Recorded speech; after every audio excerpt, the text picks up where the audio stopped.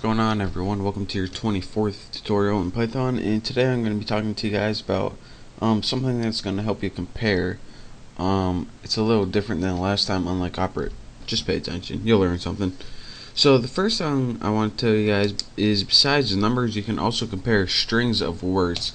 And when you compare these, they're compared in alphabetical order. So let's go ahead and write dog is less than cat. And as you can see, it comes out false because the word dog comes after cat in the alphabet and it's not less than. So that is going to come in handy later on, and it's a whole nother world when you can compare strings of text instead of just plain old numbers. And the next thing I want to talk to you guys about is something called an and an or. Now, last time I told you guys, if you have an if statement right here and you want to check that decision and make another decision, you could write an if statement inside it, like right here. But there's an easier way to check if two conditions are true at once, and that's to use a keyword called and. And what and does is check if both conditions are met. So let me just show you guys real quick. Let's get an example variable, and I'll make it equal to the string. Actually, I might as well just make it equal to number 5. Now we have a variable example equal to number 5.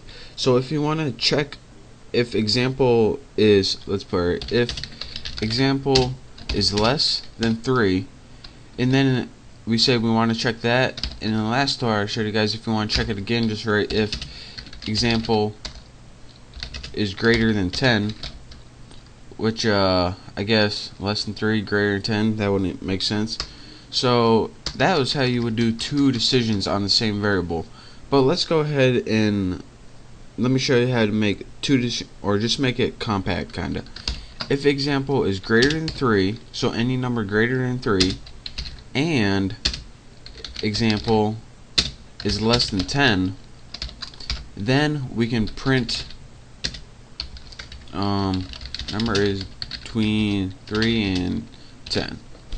So that is how we can use two different tests in the same line of code, and this helps nesting if statements in certain cases. So this example will only print if this condition is met and this condition is met. If one of these tests fail, then this will never go. So let's go ahead and press enter, and it says number is between 3 and 10. So what if we had one of those test conditions that were false but one was true?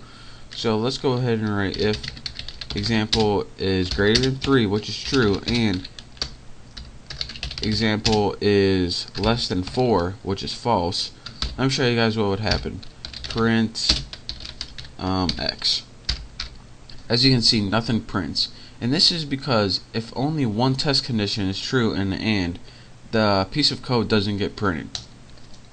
Now let's say you wanted a way to not only have both test conditions have to be true for you to print, but only one of the test conditions had to be true in order to output the statement. So let's go ahead and do that, and you do this using, instead of and, you use the or keyword. So let's go ahead and write if example is greater than 3 or example is less than 4. Let's go ahead and print this works. So in the or keyword, unlike the and, only one of these has to be true for this to print right here, or this code to be executed. So let's go ahead and press enter, and it says this works. Now if both of these were false, just like the and, nothing would get printed. But what happens if you use an or and only one of them has to be true but both of them are true? Well, let's see. If I think I'm gonna sneeze soon. Oh Lord, bless me, bless me. Anyways, back to basics. If example is greater than 3 or example is less than 10, which is true, and I used a semicolon instead of colon. So let's do that one more time. And that also teaches you guys, never use semicolons when you should use colons. If example is greater than 3 or example is less than 10, colon, what are we going to print? Print hey now. So in this case, both of these test conditions are true, but we're using an OR statement where only one of them has to be true. So what's it do? It prints it out, hey now. And again, just to recap one last time, when you use an and, both the tests have to be true on either side for the code to execute. When you use an or, this one has to be true, this one has to be true, or both of them can be true, and then your code is executed. And in both cases, an and, if either one of these are false, or an or, if both of these are false, then it never gets executed. So that's your basics on I don't know, I guess they're called and or ors or something like that, and also comparing strings. So in the next tutorial I'm going to be going over loops, but learn this tutorial, learn how to use the and or, and also how to compare strings. Maybe you do these tests with strings or something.